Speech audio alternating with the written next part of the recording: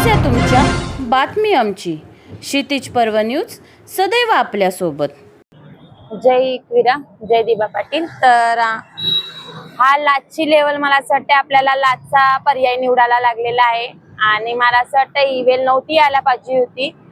प्रत्येक भूमिपुत्राला मी सांगते का सर्वांना सांगते, या सर्व महाराष्ट्राचे जितके पण भूमिपुत्र आहेत त्यांना, की तुम्हाला जर दिबा पाटील साहेबांची जर जाणीव नसेल ना तर एकदा अभ्यास करून बघा.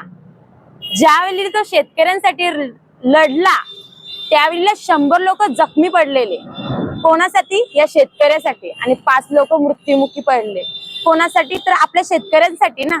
जो 12.5% आरक्षण मिळालेलं आहे दिबा पाटील साहेबांमुळे, जो आपल्या ताटात जो भात भेटतोय ना तो फक्त दिबा पाटील साहेबांमुळे. म्हणून हा आम्ही आज आजच्या दिवसाला मी लाचचा ऑप्शन निवडलेला आहे. तो डायरेक्ट उपोषणाचा, काही न खाता पिता.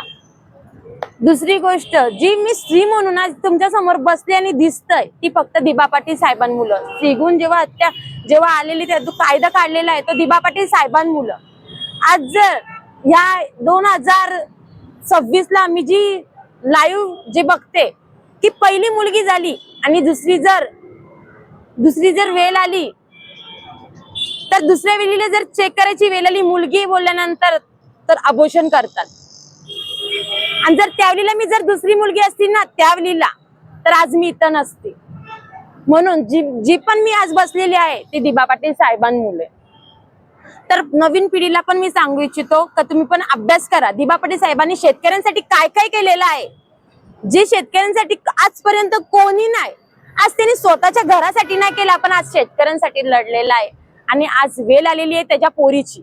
म्हणून आज पोर त्याचे नाव घेतल्याशिवाय हा उपोषण सोडणार नाही. जोपर्यंत मला नाव भेटत नाही तोपर्यंत मी या जागेवरून हलणार नाही. आणि तुम्हाला जर नाव द्यायचंच आहे तर मला इथनं उचला आणि मला एअरपोर्टला दाखवायला न्या का बाबा मी दिबा पाटील साहेबांची पाठी लावलेली आहे. मी बघेन, माझ्या डोळ्यांनी बघेन, तेव्हा मी हा उपोषण सोडणार आहे. मलाही कोणत्याही माणसाचं आश्वासन नको, कोणीही माझ्यावरती दबाव टाकू नका. आणि त्या दबावात मी माघार घेणार नाही. जोपर्यंत माझ्या बापाचं नाव लागत नाही, दिबा पाटील बापाचं नाव लागत नाही, तोपर्यंत मी हा उपोषण अजिबात सोडणार नाही. सर्व केंद्र सरकार, खासदार, आमदार सगळ्यांना माझी विनंती आहे, सगळ्या सरकारला पण विनंती आहे, मुख्यमंत्रीला मी तलतरून सांगते की बाबा तुमच्या पोरगी म्हणून मला नाव द्या माझ्या बापाचा.